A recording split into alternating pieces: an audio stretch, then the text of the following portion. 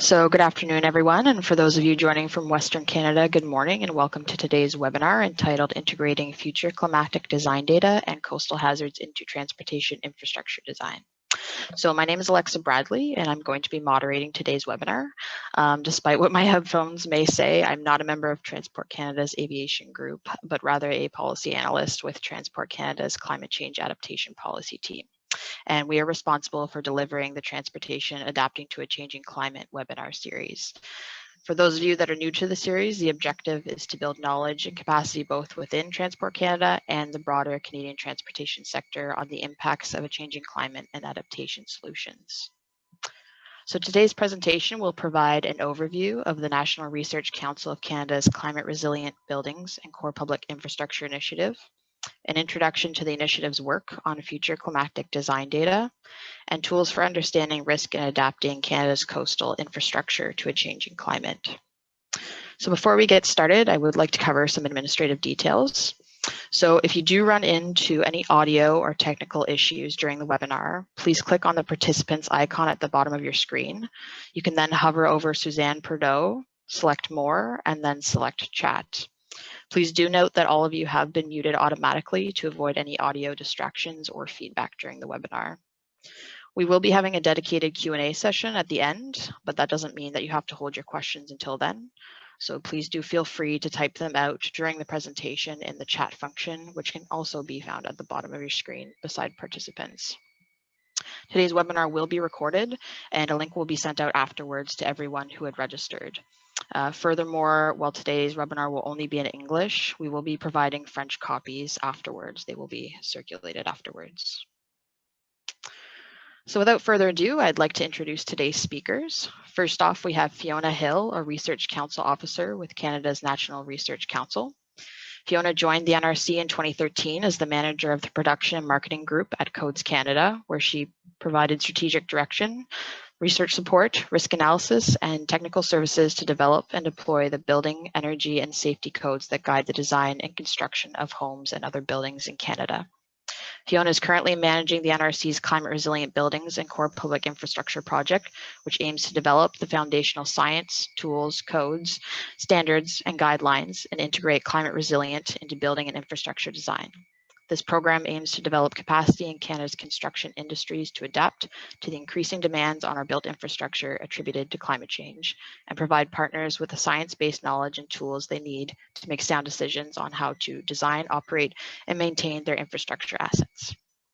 Fiona, updates on the CRB CPI are always welcomed by our transportation stakeholders, and today is going to be no exception. So thank you again for joining us.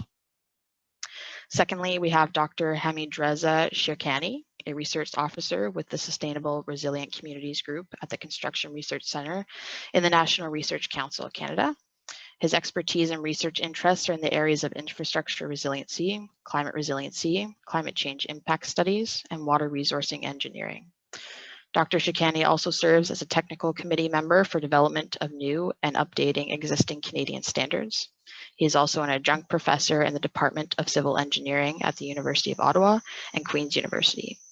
He's also an associate editor for the Frontiers in Water and published several technical and research papers.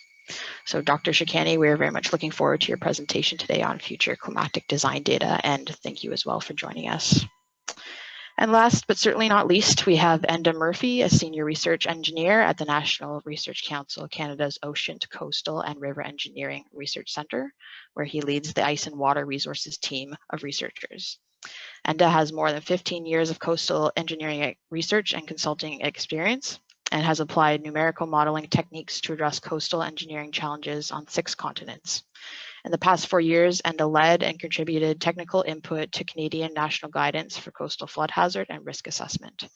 His present research and interest lie in developing improved models of debris transport and interactions with shorelines and coastal structures, and exploring the potential for integrating nature-based solutions and coastal flood and erosion risk management strategies across diverse environments in Canada. Enda is participating in an international working group developing guidelines on the application of natural and nature-based features for flood risk reduction and leading a collaborative multi-agency research project to develop design guidance for nature-based solutions on Canada's coasts.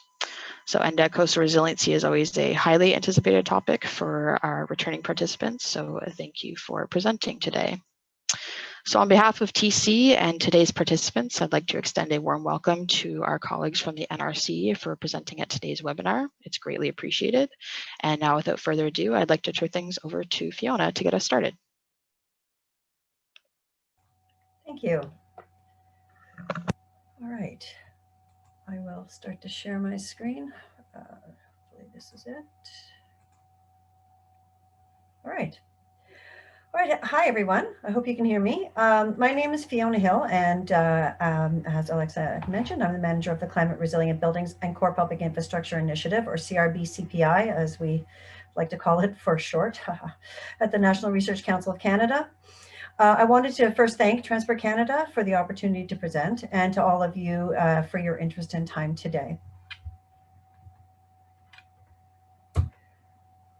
I'm trying to get this to move forward. There we go. Oh, it's not advancing. There we go. So I'm here to introduce the work that NRC is doing in climate adaptation, but I know that it's the technical experts, the researchers, my colleagues, that you're really here to see. So I'll try to be brief in my overview of the initiative, although it's not an easy task because there is so much to talk about. So as a start, under the Pan-Canadian Framework on Clean Growth and Climate Change, Infrastructure Canada has been, for the last 5 years, providing funding to the NRC to deliver the CRB-CPI initiative. So this 5-year period is coming to an end in March. And that means we've got a lot of exciting results to share with you today. And in fact, through this project, we've developed a suite of evidence-based guidance documents like standards and codes, code updates, and decision support tools like guides and guidance documents to ensure that existing and future climate change and extreme weather events like flooding and wildfire are addressed in the design of resilient new buildings and core public infrastructure, and in the rehabilitation of existing buildings and core public infrastructure in key sectors. This work has covered the climate data that my colleague, Dr. Hamidreza Shikani, will address today, and adapting coastal infrastructure to a changing climate, which my colleague Enda Murphy will cover, and also the areas of roads, buildings, bridges, water, wastewater, rail transit, and decision support tools, including life cycle assessment. So why is the NRC undertaking this work? Well, we have the expertise in the area of infrastructure science, building science, coastal and river engineering, hydrology, and aerodynamics, among others. We also house the national building codes. We don't write the codes, but we do support their development by committees of volunteers from across the country. And we've also assembled a team of over 200 collaborators, including provincial, territorial, municipal government departments, national and international experts from engineering consulting firms, industry, academia, nonprofit organizations, the climate science community, and many others, including some of you who are here today, to help us deliver this important work. And through this, we've significantly advanced the field of climate change adaptation for buildings and infrastructure. We're at the leading edge of this effort internationally. And by the planned end of the initiative in March, which is just a few months away now, the NRC will have developed the fundamental knowledge on how Canada's buildings and core public infrastructure are expected to be affected by a changing climate, and will be able to provide preliminary guidance on how to adapt. Our most significant success stories include our work on future climatic design data and our work related to flooding, like the guidance on conducting coastal flood hazards and risk assessments, both of which you'll hear about today. The initiative has also resulted in hundreds of new standards, guides, code changes, and performance specifications. Some key examples include updates to the 2019 Canadian Highway Bridge Design Code and the 2020 National Building Code, new standards for climate adaptation of commercial roofs, basement flooding protection, bioretention systems, and wastewater treatment plants, proposals for change to the Canadian Electrical Code, new sections for the National Masters Construction Specifications, and an update of CSA's guideline on durability of buildings to a standard with mandatory language, so the jurisdictions can now regulate for durability. Other highlights include a national guide for wildland-urban interface fires to mitigate the spread of wildfires, and this includes an analysis of the impact of the proposed guidance and a cost-benefit analysis. We've also developed a guide for the design of flood-resistant buildings and flood modeling case studies for deriving flood loads to support building design.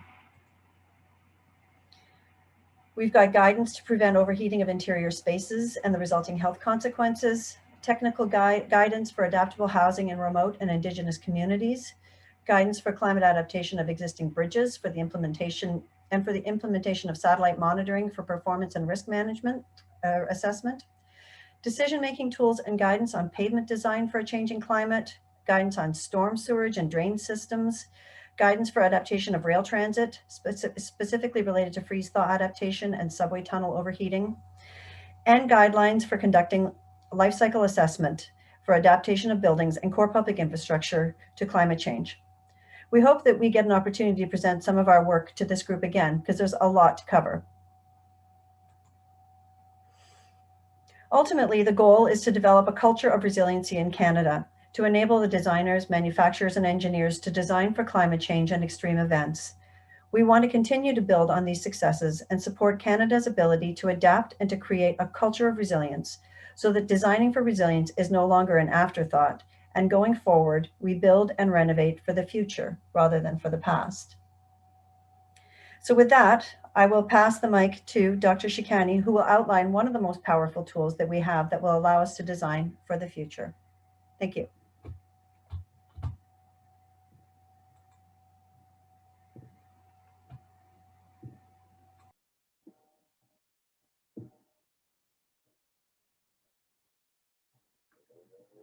Okay, good day, everyone, and welcome to this webinar. I first want to thank Alexa for the nice introduction, and thank you, Fiona, for providing an overview of the CRB CPI project. So today I will be presenting on the future climatic design data for infrastructure. This is actually the work that is being done in collaboration with Environment Climate Change Canada. They provided these data as part of the CRB CPI project. So first of all, the science is clear about the climate change, and the science is clear about the fact that human-induced warming can best describe the recent observed trends in global warming. And in fact, the GHG or greenhouse gases emissions, which are the main driver of the climate change, are projected to increase due to human activities in future, and that's going to change the Earth climate. And the impacts are already being felt by Canadians. So if you think of thawing permafrost, increases in heat waves or wildfires and flooding, both in terms of frequency or severity, these are just some examples, can be attributed to climate change. Although the focus of today's webinar is on adaptation, I just wanted to talk a little bit about the mitigation. So in this figure, we see that how Canada is trying to meet the 2030 target.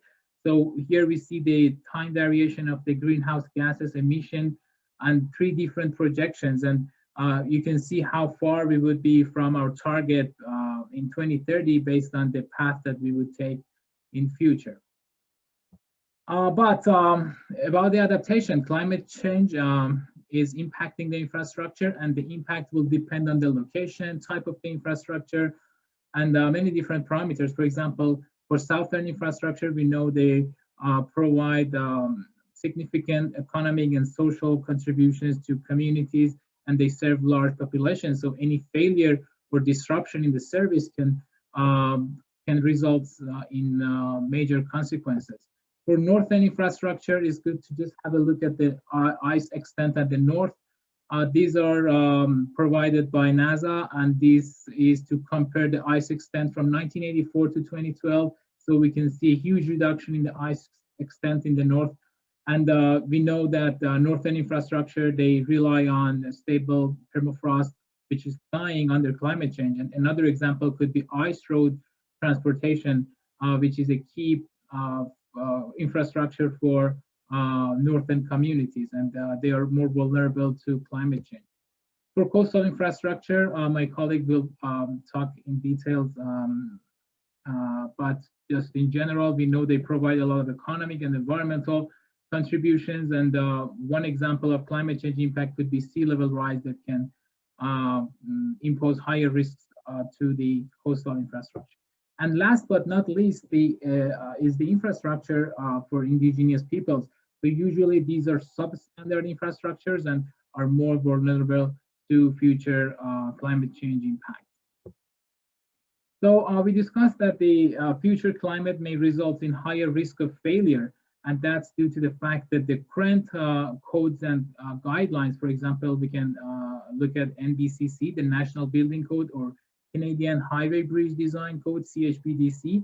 The climatic design values in these codes are based on historical observations, and there is no consideration of climate change. As you can see in this figure, the demand and capacity that can be seen as load resistance of infrastructure will be changing under climate change in future, and that can result in higher probability of failure. In order to prevent those failure of infrastructure and the high cost of rehabilitation and replacement of infrastructure in future, and to prevent the service disruption, it is of essential importance to build climate resilience through infrastructure. And in order to do that, there is a need to develop codes, standards, and guidelines to reflect the future design parameters based on climate change. So, the future generation of infrastructure will be climate resilient. So in order to address this issue, in CRB-CPI project, Environment and Climate Change Canada provided projected changes in design values for NBC and CHBDC. These projections are based on a large ensemble of 50 runs of Canadian Regional Climate Model, which is known as CAN-RCM4. The resolution of that model is about 50 kilometers. And the model is forced under RCP 8.5 emission scenario, which is the high-end emission scenario. The baseline period of 1986 to 2016 is selected here, and all the projected changes are measured against this baseline period. And the future projected values are provided for timing of global warming for various increments of warming levels of delta T. For example, delta T of 0.5, 1, 1.5, and so on and so forth, up to 3.5. And the projected changes are provided through a multi-tiered approach based on the confidence and credibility of different climatic parameters. So based on what we have here, temperature-related parameters have the highest robustness and credibility. And after that, we have precipitation, and then less confidence can be put on snow, ice, wind, and other compound extremes. So another important factor for projections of projected changes of design values in future is the selection of RCP scenario. As we know, the selection of RCP scenario can result in changes in the future projections. And paying attention to the design life of infrastructure can provide useful insights for the selection of the RCP scenario. For example, if we look at the changes of global surface warming or simply global warming under different scenarios, Environment and Climate Change Canada has suggested to use RCP 8.5 for the infrastructure with 50 years of design life. The example could be buildings. And the reason is that the incremental changes in the design values relative to other RCP scenarios will not be very large, as you can see here. But when it comes to infrastructure with longer design life, for example, bridges with 75 years of design life, we are looking at the near end of the century, and then the selection of RCP scenario will be more complicated. The reason is that because the difference between different scenarios can be quite large. So the selection of RCP will be a very delicate and challenging task. So now we can look at some results provided by Environment and Climate Change Canada. Here we are looking at the global warming versus warming in different Canadian regions. So the first thing we see here is that Canadian regions and Canada as a whole is warming at larger rate compared to global warming. For example, if we look at warming level of 3.4 degrees in global scale, it can be translated to more than 6 degrees of warming in the north. And on average, we can see about 5 degrees for other regions in Canada.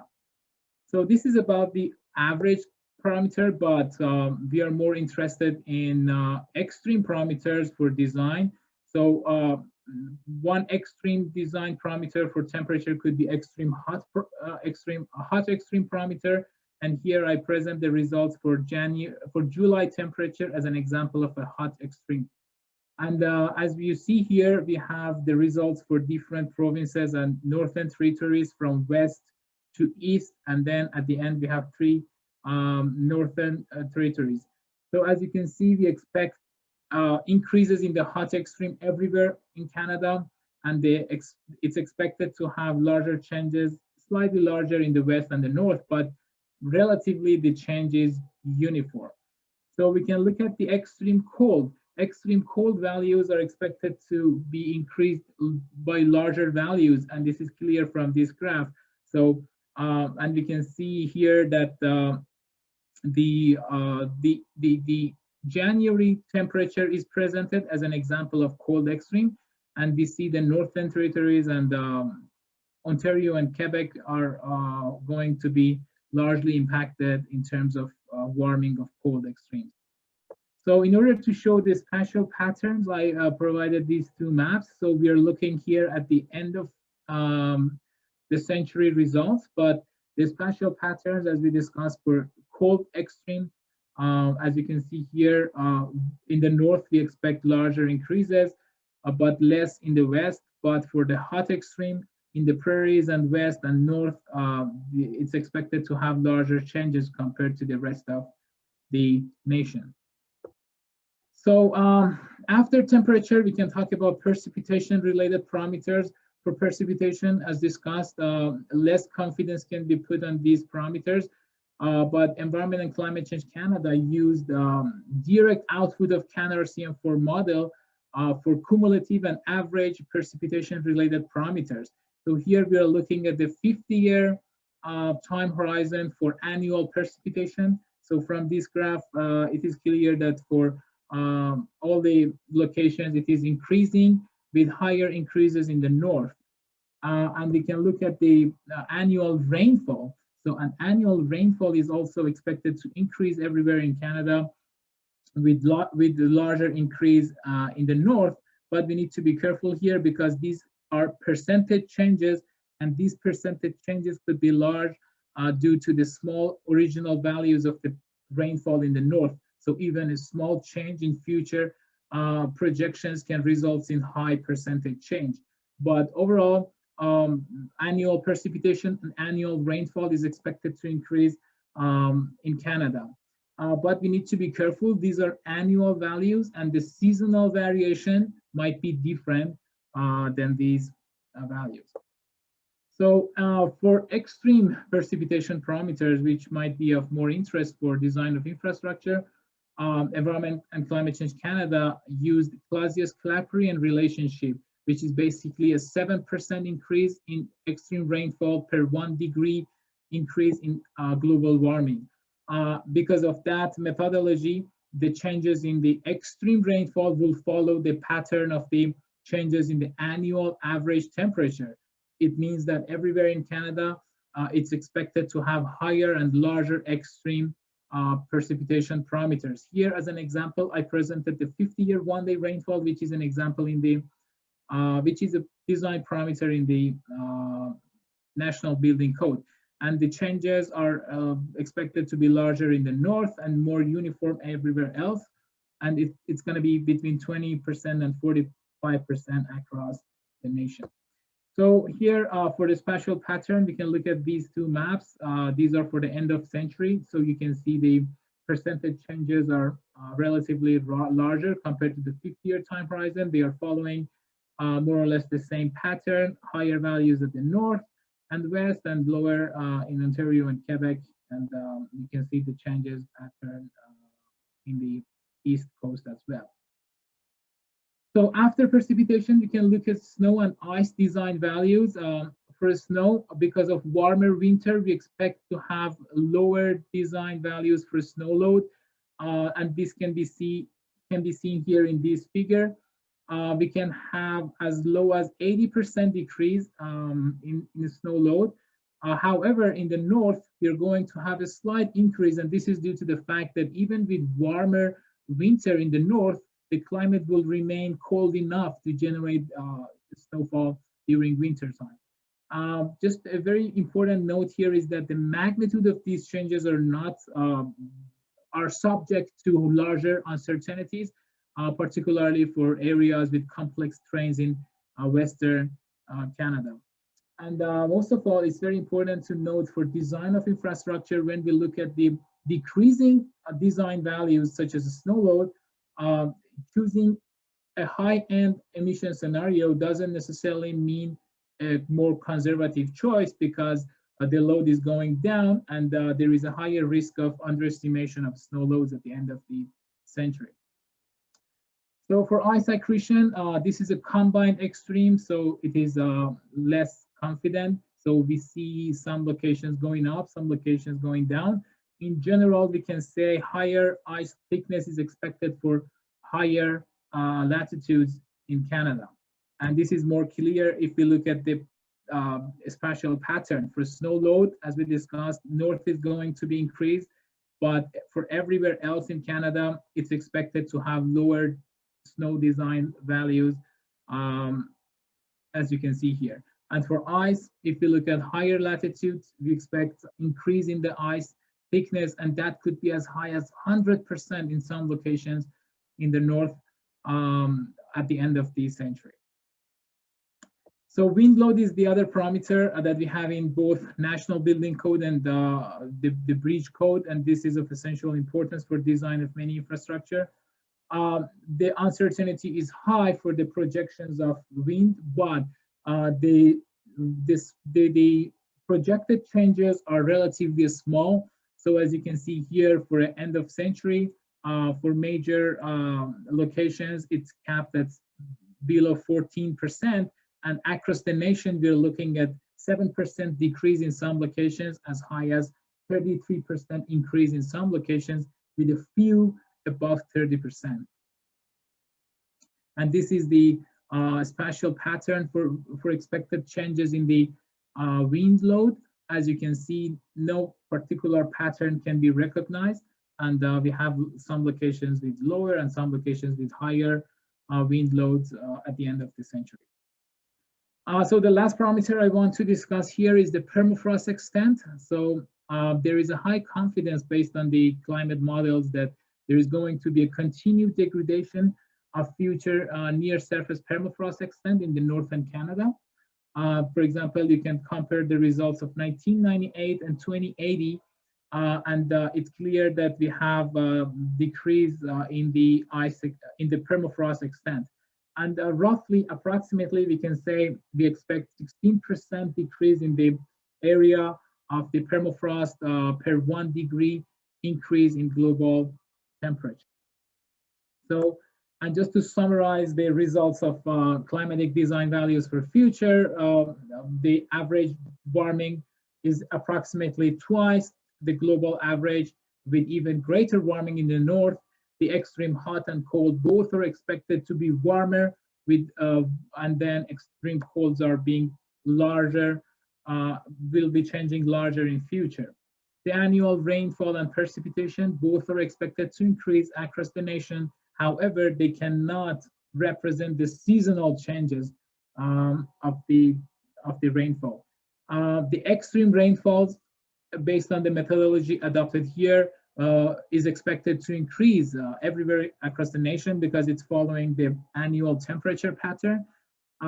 Snow loads is decreasing, but again, the magnitude of those changes are less confident, and higher uncertainties are associated, particularly in Western Canada, with a larger, with complex terrain, mountainous areas. For the ice load, this is the there are some locations with high and some locations with low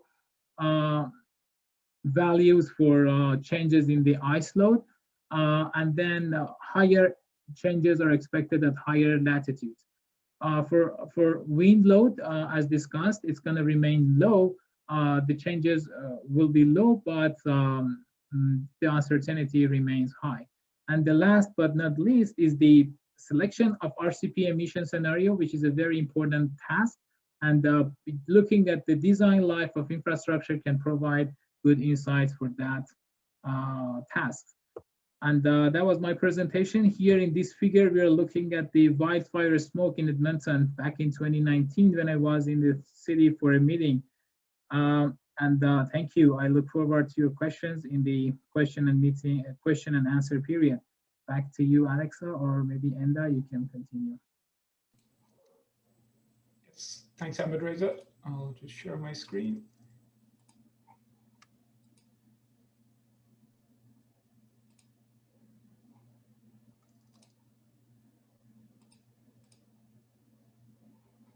Okay, so thank you very much, Ahmedreza and Fiona, and also to Transport Canada for the opportunity to present here today. I'm going to speak about some aspects of research that NRC is engaged in related to coastal engineering and understanding coastal hazard risk in Canada's changing climate. So really two topics: first, understanding those risks, and then coming up with practical and innovative ways to adapt and to respond to the changing risk profiles. So I think probably many of us are aware of the risks to physical infrastructure and coastal communities posed by climate change. There have been a number of reports in recent years that have documented those risks to the extent to which both of these have been identified as two of Canada's top 6 climate change related risks. So associated with things like relative sea level change, changing sea ice cover, season and duration, and potentially changing wave and storm surge climatology. But with these risks, I guess, is a whole series of opportunities, I think, first of all, to step back and to think about these risks in a more careful way, better understand them, to support more effective and strategic decision making and targeted investment in adaptation infrastructure. So there's an opportunity there to adapt in a more meaningful way as well, being strategic about those decisions, being able to respond and build back better following damaging coastal storm events, and also to begin first of all recognizing, but then really leveraging the additional benefits that sustainable coastal adaptation can provide in terms of things like social, environmental, human health, all those factors where more managed sustainable solutions can deliver those co-benefits. So Fiona has already provided a very nice introduction to the Climate Resilient Buildings and Core Public Infrastructure project with its objectives to develop tools, codes and guides and really support design and retrofitting of more climate resilient buildings and infrastructure. So early on in the project, I think it was pretty obvious that flooding was going to be a key concern and focus area for the project. We also recognized that there, at the time, and perhaps even still, there is quite limited guidance, at least at the national level, in terms of how building and infrastructure design codes and standards can be integrated in coastal flood hazard risk management processes. So that gives us a real opportunity, I think, to begin establishing a better understanding of coastal flood hazard risk in Canada, and doing it and providing some guidance that can support design of climate resilient buildings and infrastructure in these coastal regions. So the way that we thought to do that was to begin with developing a set of guidelines and providing a methodology and framework for conducting coastal flood hazard and risk assessments to inform building and infrastructure design. So also identifying some of the data needs, requirements, and potential sources of data to support that type of assessment. And perhaps more importantly, establishing some recommendations for how building design criteria, infrastructure design criteria can be developed to appropriately address some of the coastal flood risks that exist. So the target audience for this guideline document was primarily designers of buildings and infrastructure on Canada's marine and Great Lakes coasts, but also a whole range of professionals, government department officials, and owners and operators of building and infrastructure assets in Canada's coastal regions. We sort of commenced this project in March 2017 with a literature review and scoping study, which provided the basis for establishing a technical advisory committee to oversee the development of the guidelines. We worked through 2018 to refine that scope and develop that framework. So the technical advisory committee was comprised of about 20-25 people, with various types of expertise pertaining to coastal flood risk and infrastructure design and development, as well as with broad regional geographic expertise and knowledge of some of the distinct challenges faced on Canada's coastal regions. And so after developing that framework, we moved towards establishing draft guideline content in partnership with 3 Canadian consultants with a lot of expertise in Canada's different coastal regions, but also in different aspects of the flood risk assessment process. Finally, in 2020, we worked with the advisory committee to undergo a comprehensive technical review of the guidelines, spent time to address those comments, and now we have a finalized document that's been through copy editing. So I'm hopeful that that document is going to be available to everyone very soon via NRC's website. This is essentially the overview of the Coastal Flood Risk Assessment Framework on the right-hand side. Nothing particularly groundbreaking about this. It's very much aligned with international standards for risk assessment processes.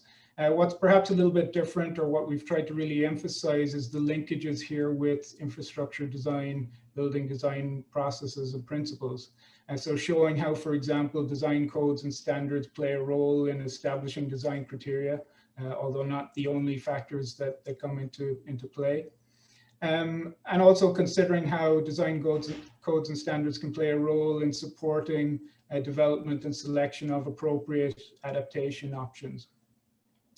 One of the perhaps interesting aspects we've covered in this guideline document as well is a lot of discussion on determining appropriate levels of analysis for risk assessment. So we've recognized that the level of sophistication and detail required varies substantially depending on users and the intended function of a particular piece of infrastructure or building, and also the criticality of that infrastructure within broader systems and potential impacts on broader communities if damage or negative consequences occur during a coastal flood hazard event. So the rest of the steps in the framework, I guess there's a separate chapter on each within the document, and so it allows users to sort of delve down into aspects where more information is required. I'm not going to speak about each of the sections of the guideline. Hopefully you'll all be able to take a look yourselves pretty soon. I will say, talk a little bit about the hazard assessment piece.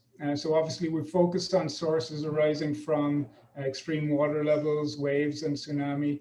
Water levels, of course, comprising contributions from things like storm surge, relative sea level change, and seiching and other factors.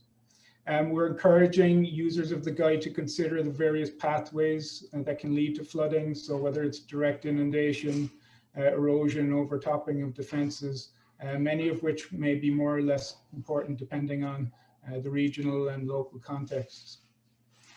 We've provided some recommended best practices and suggestions for hazard modeling analysis depending on the level of sophistication and analysis required. And we've also touched quite in some depth on climate change effects and frameworks for dealing with uncertainty. So I guess the point I'd like to emphasize here is that there is significant uncertainty associated with not just future changes in climate hazards, but also global and national policies and effectiveness in terms of mitigating emissions. So, you know, as Hamid Reza quite rightly pointed out, a lot of the current practice, I guess, is to focus on RCP 8.5 as a suitable scenario for planning and development.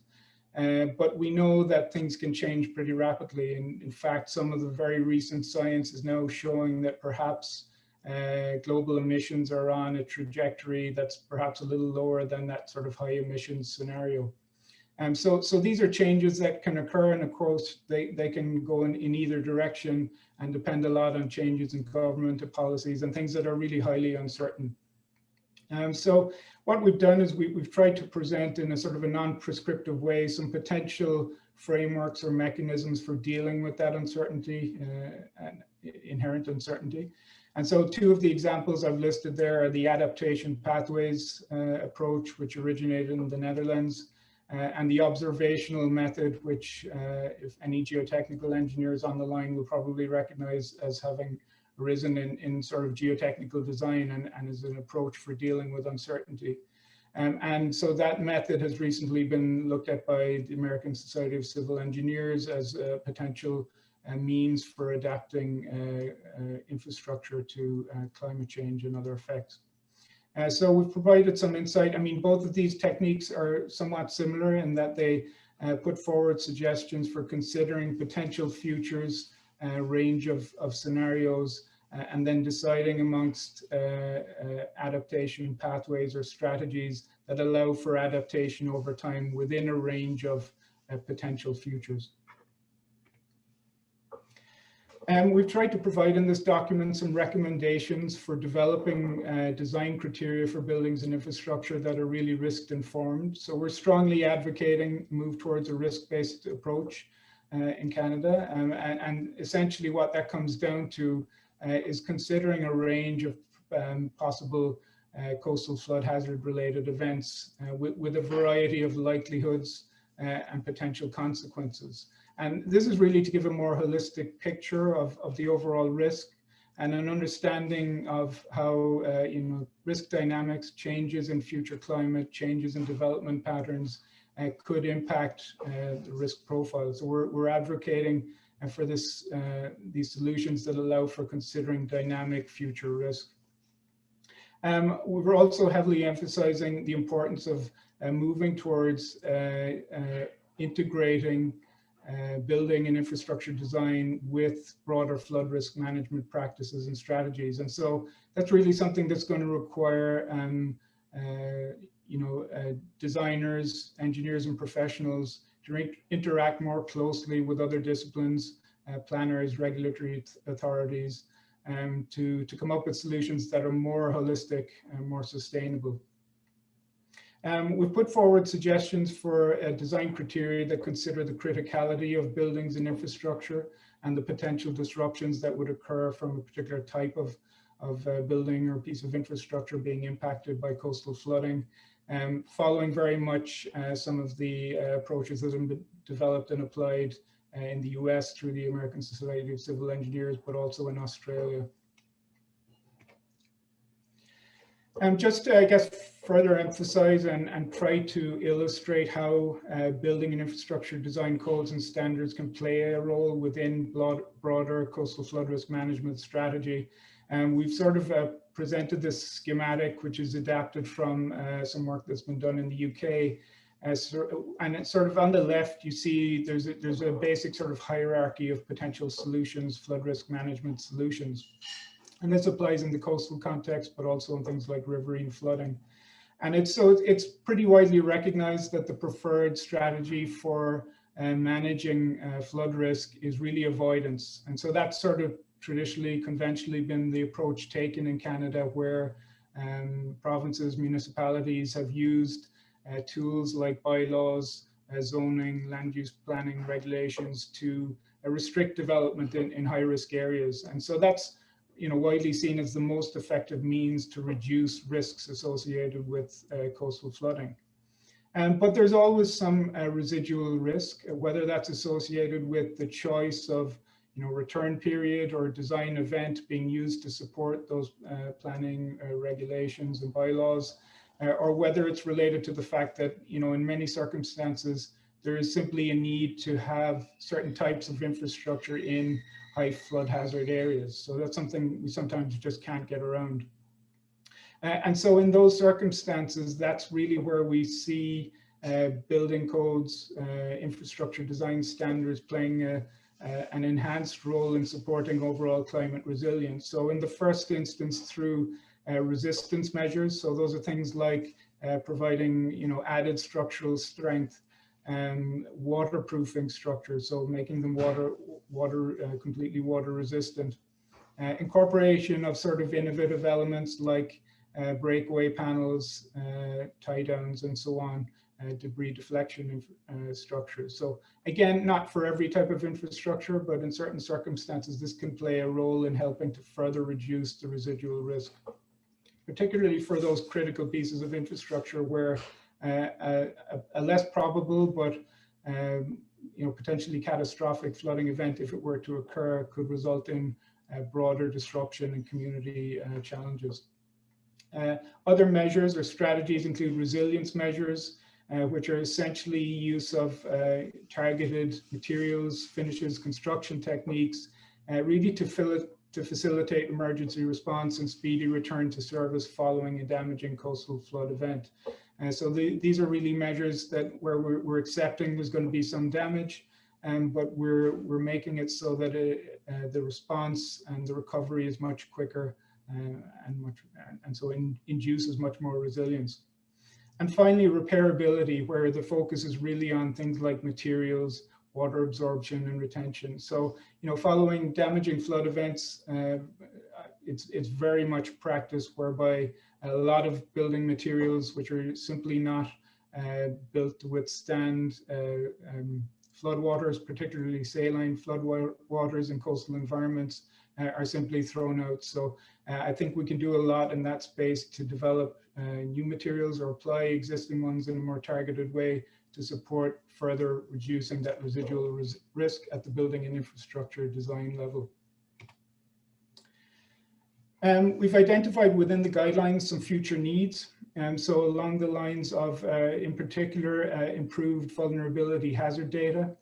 So on the right-hand side, you can see an example of the solid curve there showing a typical, what many people may be familiar with, depth damage curve, which describes the damage occurring to, let's say, a typical residential building as a result of different levels of flood hazard, in this case, water depth.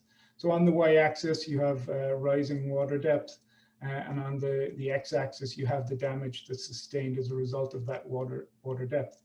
And so as you can see, for a building with a basement, the damage begins at a relatively low water depth, so below zero, which would be the first floor elevation, and then increases and then begins to taper off as you approach the underside of the first floor elevation. Then shoots up again, of course, as the water level exceeds the first floor elevation and damage begins to occur in the first floor. So the idea we're trying to get across here, I guess, is that there's a need for data sets that more accurately describe the evolution of damage, both under sort of distinct regional conditions. So for example, different wave exposures, the damage resulting from salt water, but also an understanding of how different design approaches, features, materials, and finishes can alter these depth damage curves. Given that these curves, these types of relationships are key inputs to a risk assessment, it's really important that we begin to use these as tools and develop more tailored functions that allow us both to conduct risk assessments that are more accurate and more comprehensive, but also target design measures to reduce overall risk. So the example here is the dashed line, which would be a modified depth damage curve. So in the first instance, the pretty obvious way to reduce damage in a residence like this would be to eliminate basements, so particularly in new builds. And so then the damage would only really begin to occur when the water depth reaches the first floor elevation. But what's a lot less certain now is how those enhanced design measures, materials and finishes, how those would alter the curve on the right-hand side of that. So that's something that I think there's lots of opportunity for research and improvement. I think we've already spoken about the need for new provisions in building codes and infrastructure design standards. So that process has been started now through this Climate Resilient Buildings and Core Public Infrastructure project, and I look forward to seeing that continue to evolve. We talked about integrating flood risk management practices with codes and standards. And finally, I think just to emphasize the importance and the value of expanding, enhancing hazard data sets. So, you know, long-term good spatial coverage in terms of records of waves, water levels, ice, all of these things are crucial in facilitating an understanding of coastal flood risk. And also thinking about looking forward, as Hamid-Reza has shown, how those parameters might change in time. So speaking specifically to that topic brings me to another piece of work that we're engaged in at the moment, supported by Transport Canada through the Transportation Asset Risk Assessment Initiative, also with partners including the Canadian Coast Guard and a number of Canadian port authorities throughout Canada. We've been working on taking the sort of high resolution regional climate model data that Hamid-Reza presented in his talk, and applying that to drive coastal models of extreme waves and storm surges in coastal regions of Canada. So beginning with the British Columbia coastal region and working with port authorities there, and now more recently expanding to the St. Lawrence Marine Corridor, where we will also have the added challenge of trying to understand how climate change might influence ice cover in that region, which of course is of critical importance to shipping and navigation through the St. Lawrence Marine Transportation Corridor. So an important part of this is working with climate scientists, such as our research partners at the University of McGill, to develop input climate data sets with high enough spatial and temporal resolution to drive these types of models, which of course, you know, storm surges and waves can be very sensitive to changes on timescales of hours. And so that creates new challenges. Of course, the uncertainties in things like wind, future climate wind data play a big role in the uncertainties in these simulations too. One of the points that Hamid-Reza made in his presentation, of course, is that the changes in projected future wind speeds may not necessarily be very large in percentage terms.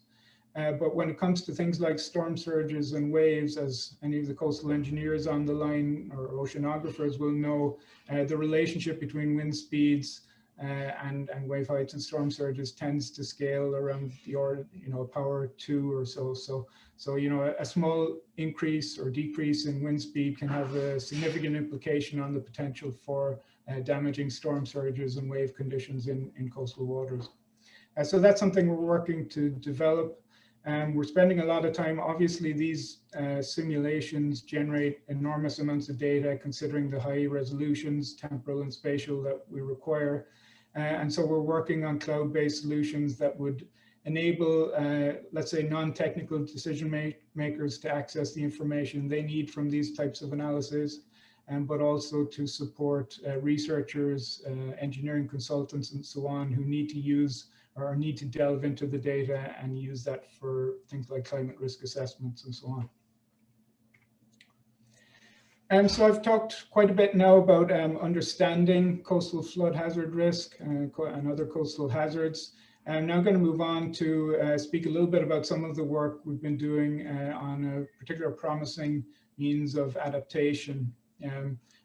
So nature-based solutions is probably a term that a lot of people have heard. It's an area that's had an explosion of interest in research in the past 2 decades. What you can see, I guess, from the definition of nature-based solutions from a recent IUCN global standard is that that definition is extremely broad. So actions to protect, sustainably manage and restore natural and modified ecosystems in ways that address societal challenges effectively and adaptively to provide both human well-being and biodiversity benefits. So very vague definition, and a lot of researchers have argued that that vagueness has been a little bit of a barrier to effective implementation of nature-based solutions globally. But on the other hand, you can argue that that vague definition is what has generated a lot of multidisciplinary interest and support for these types of solutions. So arguably, they're not really a new concept when it comes to coastal adaptation and adapting to climate change. Really, nature-based solutions are founded on whole system principles, which, for example, coastal engineers and I would say even river engineers have been applying for many decades. And really the principle being to work with natural system processes to develop solutions that are sustainable in terms of mitigating flood risks, erosion risks, and so on. The example I'll give you there on the right-hand side is, if anyone has been there, this is Tower Beach, adjacent to the Point Grey Peninsula in coastal BC, and Vancouver near the UBC campus. And this is actually what might look like a very natural shoreline is in fact the remnants of a cobble beach sill system that was installed in the late 1970s, early 80s, and obviously has reached close to the end of its residual life in terms of preventing erosion. So not particularly new concept, but what is new, I think, and what's really exciting about sort of the emergence of the term nature-based solutions in the past couple of decades is the increasing emphasis and understanding of the societal and environmental co-benefits that can be associated with nature-based solutions. And so rather than just addressing coastal flood risks or just addressing erosion, we're really capturing multiple benefits and achieving multiple objectives.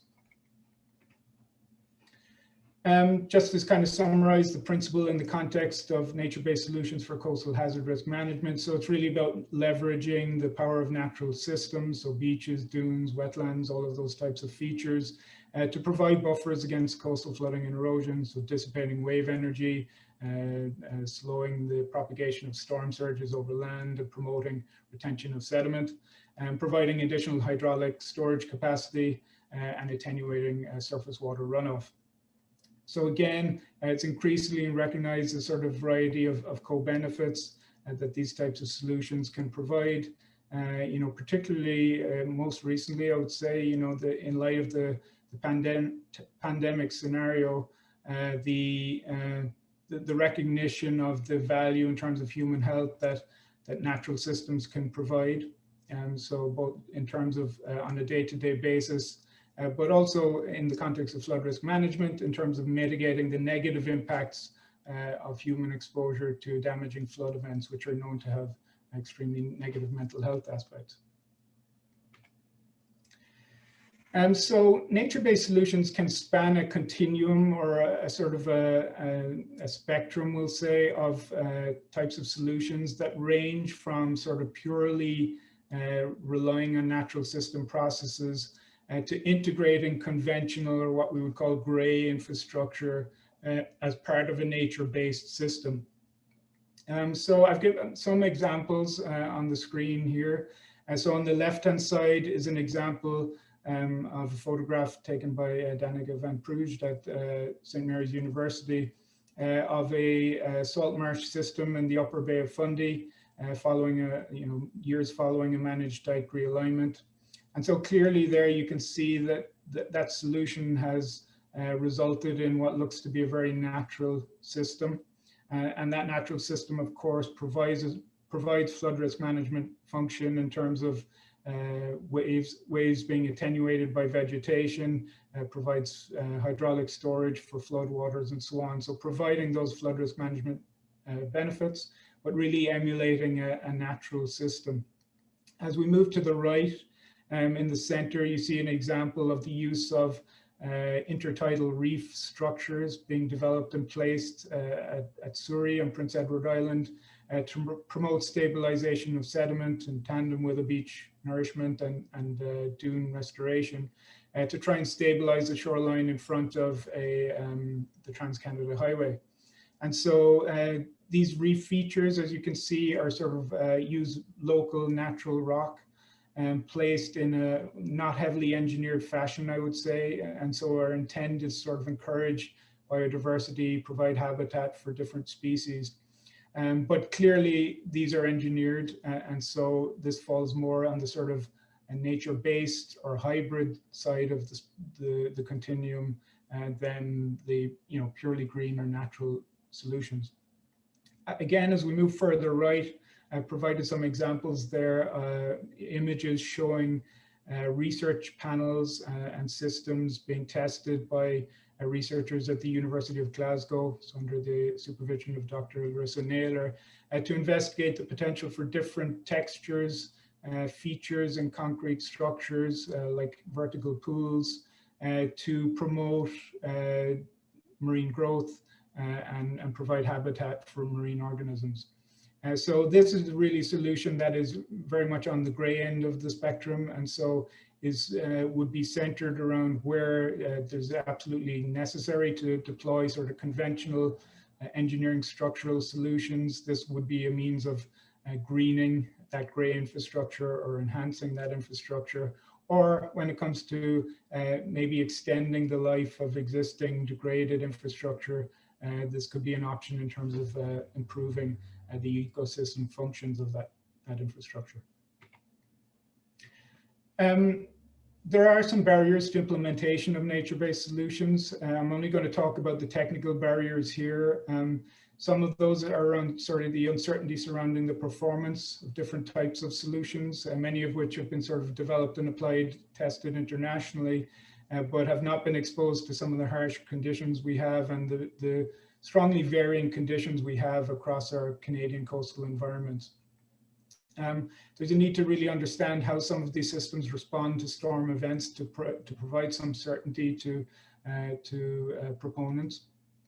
To understand the potential impacts on natural processes, for example, dike realignment, how does changing the tidal prism associated with that type of solution impact regional or local coastal processes.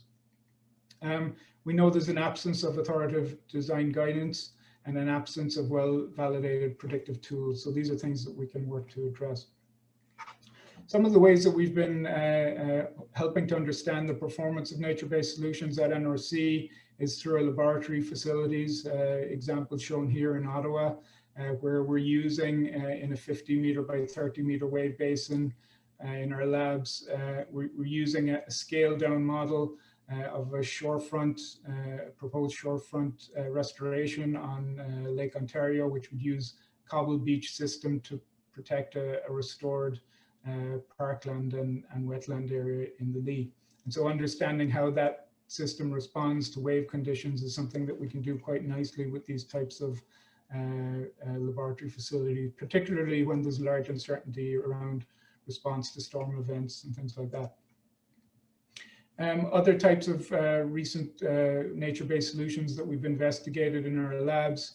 On the left-hand side, an example of what's commonly referred to as a buried revetment type solution. In this case, a proposed solution for the south shore of Staten Island in New York, where the idea was to develop sustainable shore protection systems in the aftermath of Superstorm Sandy. And so here you're looking at a sort of a rock revetment with a sand cover, where the sand is a primary mode of resistance to wave attack, and then the rock revetment provides a sort of a backstop or a last resort functionality in the event of a significant storm exceeding the design criteria. On the right hand side, you can see an image of some laboratory flume tests conducted by a recent master's student at the University of Ottawa in NRC's facilities. So investigating the performance of anchored woody debris solutions in providing shore protection solutions in a wave environment. So this is a type of solution that has been seen widely in British Columbia, for example, and Pacific Northwest in Oregon and Washington and other regions, without, to be honest, a whole lot of engineering evidence and scientific basis for how these systems perform in terms of affecting beach sediment transport processes, wave runup and overtopping. So these are types of solutions that can be investigated and are being investigated quite readily in laboratory settings.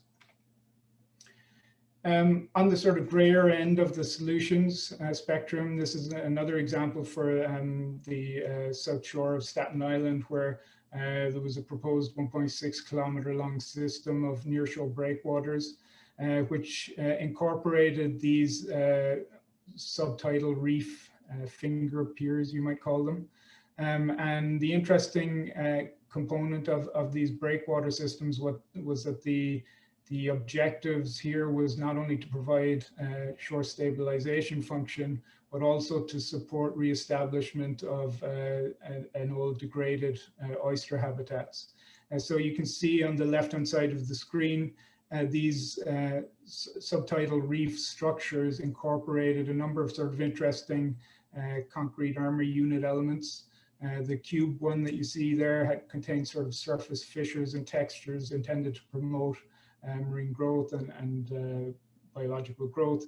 And then you have what looks a little bit like a hot tub feature, but it's intended to be a tide pool armory unit, which would retain water when the tide falls and support intertidal habitat. I think so that's some of the work that's been done at NRC in the past to support nature-based solutions. I think we're now entering a really new exciting area of sort of collaborative partnerships and multidisciplinary research.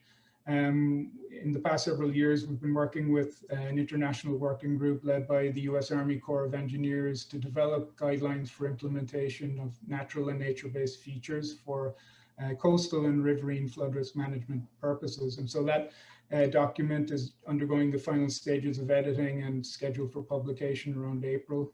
So I think that'll be an interesting resource for proponents of nature-based solutions in Canada. And we're also working with a range of government departments at all levels across Canada, a number of communities and some academic partners on several interesting case studies and pilot sites for deployment of nature-based solutions, where we're looking to deploy field monitoring activities, digital twinning, numerical modeling, and laboratory experiments to really develop a holistic understanding of how nature-based solutions perform in the different environments around Canada. Ultimately, the goal of that work is to develop design guidance that will be of benefit to communities and engineers across Canada. This is just to show some of the work that we're doing in terms of trying to understand and improve predictive numerical modeling tools to support the implementation of nature-based solutions. So any of you who will have read the IUCN Global Standard on Nature-Based Solutions will have seen that one of the 8 priorities identified there is that design of nature-based solutions is informed by scale. And so recognizing that when it comes to developing and improving numerical modeling tools, we're really looking at scales ranging from the sort of regional processes, so tide, wind, and wave-driven processes that result in the generation of storm surges and so on, down to the sort of intermediate or local scale modeling that adds resolution in terms of temporal and spatial resolutions to provide an understanding of how nature-based solutions actually affect coastal flood hazards and how the features respond to different types of storm conditions. And then down to sort of more sophisticated, very high resolution computational fluid dynamics modeling that's looking at interactions between elements of nature-based solutions, in this case, an array of cylindrical vegetation elements and their interactions with waves and water levels. So integrating across those spatial scales will give us a much better understanding of, first of all, how we can use these predictive tools to support design of nature-based solutions, but also understand some of their limitations as well. Back to the lab, this is a recent example of how we're sort of moving towards those greener nature-based solutions in the lab. the tidal marsh platform in the upper Bay of Fundy. We've developed 4 flumes, as you can see, in one of our wave basins in Ottawa on the top right-hand side. And so in each of these 4 flumes, we've got a representative marsh bench in terms of a model of a dike system. So a typology that you would see throughout a lot of Canadian coastal regions, particularly Atlantic Canada. And so we're looking at how the density of vegetation in each of these flumes affects attenuation of waves, wave impacts on the dike system behind, and overtopping and potential for flooding in the lee of the dike. So this is just to give you a flavor for the types of results and information that we get from these types of tests. On the right-hand side, you can see a graph which shows measurements of wave conditions normalized relative to the wave at the entrance to the vegetation field, and how those wave conditions change as they propagate through the marsh vegetation field for a variety of different water levels and wave conditions. And so what you can see is that the different color lines represent the different densities of vegetation in that marsh system. And so not surprisingly, the higher density vegetation, so the purple line, leads to the most significant reduction in wave heights at the dike end, so on the right-hand side of the graph, station 5. And so you can see with this density of vegetation, we're achieving close to a 50% reduction in significant wave height at the toe of the dike. So potentially important in terms of the design of that dike, the required rock size to support stability of the dike, and the potential for overtopping and flooding of the hinterland. Of course, this is using highly idealized vegetation, so vertical, rigid wooden dowels. So our next steps is really moving towards adding realism to these types of experiments and supporting enhanced research. So we're working with a number of partners, including the City of Surrey and INRS in Quebec, to look at incorporating real vegetation in some of these laboratory experiments. So on the top, you can see an example of a schematic of a proposed living dike system. So in some ways similar to the type of system that's being explored or investigated by the City of Surrey as part of their coastal flood adaptation scheme. So here we're hoping to use real vegetation, live vegetation, to understand the response, potential for erosion under different wave conditions, how immature plants respond to planting in different wave conditions, and types of protective structures that might need to be deployed even on a temporary basis to support marsh establishments, so like the tow berm that you see here. And so these are all interesting areas of research and collaborations for us leading forward. This is just a slide to show how we really hope to leverage, the real strengths and weaknesses of each of the different types of research activities to arrive at a more holistic picture of how nature-based solutions perform in coastal environments. So here you see the 3 different types. So on the top left, laboratory experiments of wave propagation through a marsh system. On the right-hand side, you can see the profile of an actual marsh in the upper Bay of Fundy, the deployment of monitoring instrumentation that's going to be very useful in terms of supporting validation of the laboratory experiments, but also understanding how the system is really performing in the field. And then on the bottom, we have CFD modeling using open foam, essentially a digital twin of the laboratory experiments you see on the top left-hand side. And the goal here is to begin with validating these models against the experiments, but then progress to incorporating more realism in the plants, for example, that are implemented in the model, looking at things like flexibility and how that impacts wave attenuation, looking at things like seasonality, so plant die-off, and how that affects the flood risk assessment or the flood risk management function provided by the vegetated marsh system.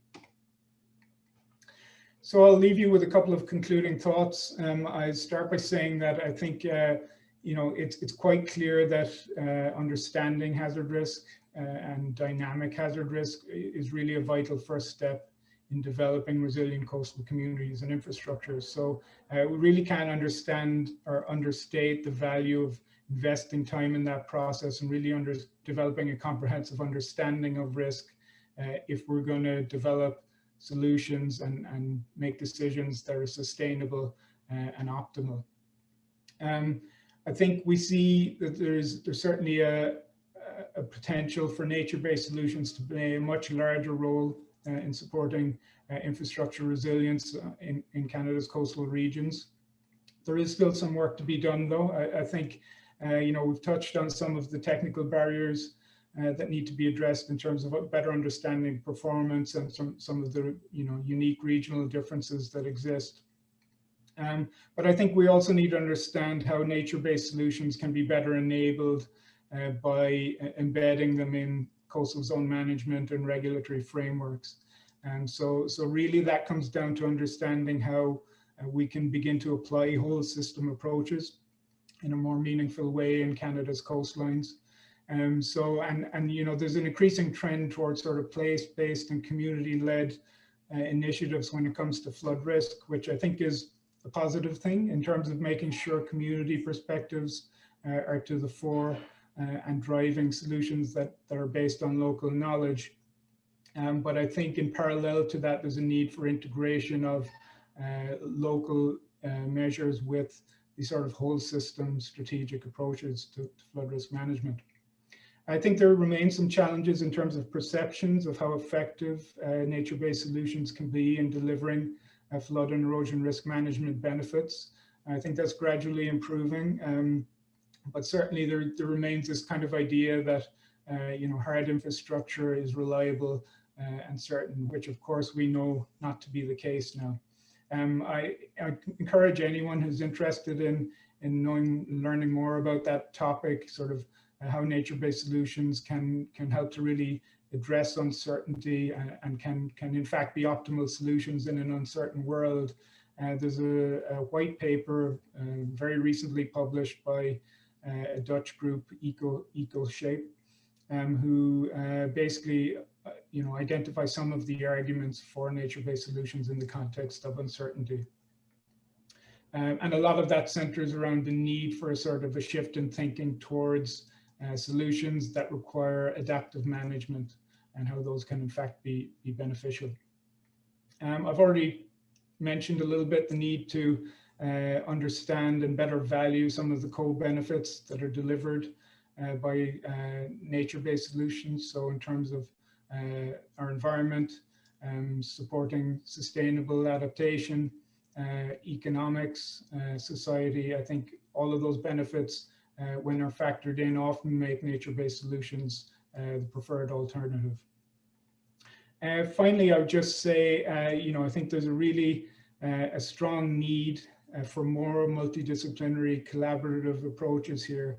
I think it's really important and exciting to see sort of emerging interactions between engineers, infrastructure designers, and ecologists, biologists, social scientists.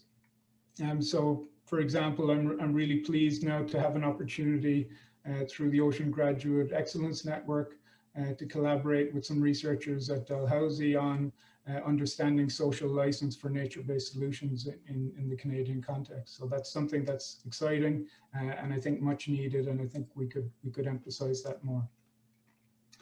So that's the end of my presentation. I'd just like to say thank you very much to all the partners and contributors whose work featured in my presentation today. I wouldn't have time to go through them all, but they know who they are and are gratefully acknowledged. So, thank you. Alexa, I guess I'll hand it over to you. Perfect. Thank you, Enda. And thank you, Fiona and Dr. Shikani as well. These were excellent presentations. The graphs and animations were an excellent touch as well to keep us engaged and to relay your information. So in an attempt to adapt on the fly, pun intended, I'm going to keep my video off for the remainder of the webinar, as I have seen Esther's comment about the recent study showing that that reduces GHG emissions, even though this is about adaptation. It's all synergies. And had been talking to us briefly about this before we began. It's a quite interesting fact. So we do intend to go right to 2:30. We'd like to do a short Q&A. We've had some excellent questions come in. I do first just want to make one announcement and then hopefully do 2 polling questions before we start to lose some.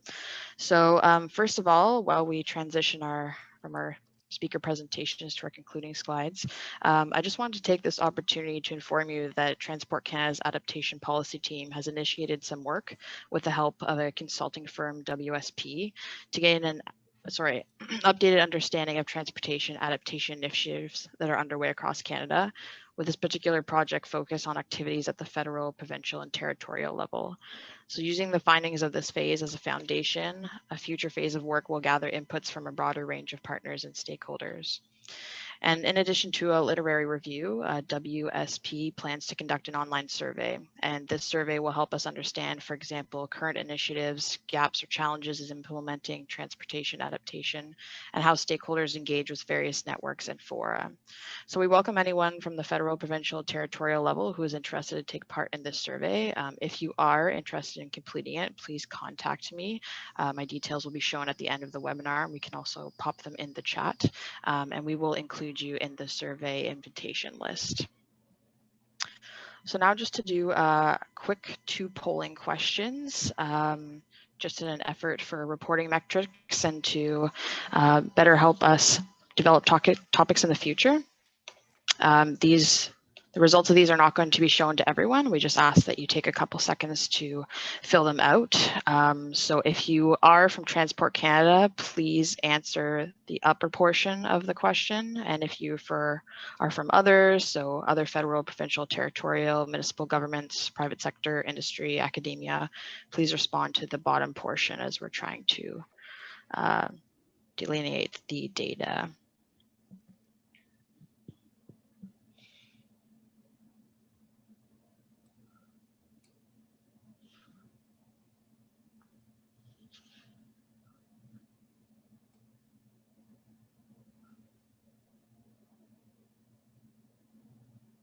Right, so a couple more seconds, and then we're going to pose one more polling question. So how about 5 more seconds? 5, 4, 3, 2, 1. Hit submit if you haven't, and we're going to move on to the second one. Same process, different question. Again, if you're from Transport Canada, please answer the upper portion. If you're from other federal, provincial, territorial, municipal government, private sector, industry, academia, etc., please do the bottom portion. If you are having any issues submitting answers to these questions, please connect with me afterwards if you would like to respond. It's definitely greatly appreciated.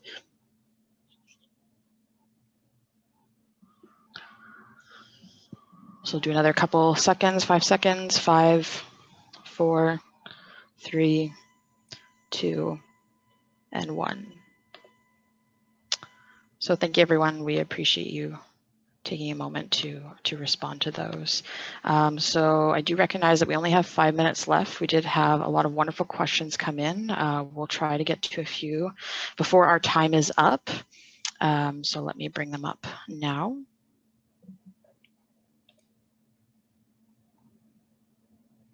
All right, so perhaps I'll start with one for Fiona. So we had a comment and then a question.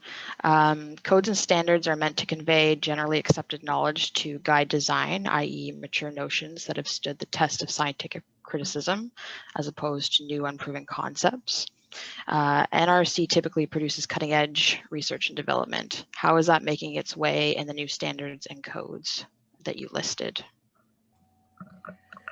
Well, we are working with the code development system. As you mentioned, it is a slow process, and it is a very deliberate process. So there are code change requests in for the 2025 codes to update some of the climate data. And so those would go through the entire rigor of the code development system. Other areas where we've done standardization, we work with CSA or with SCC or with the other organizations, and there are technical committees that review those standards.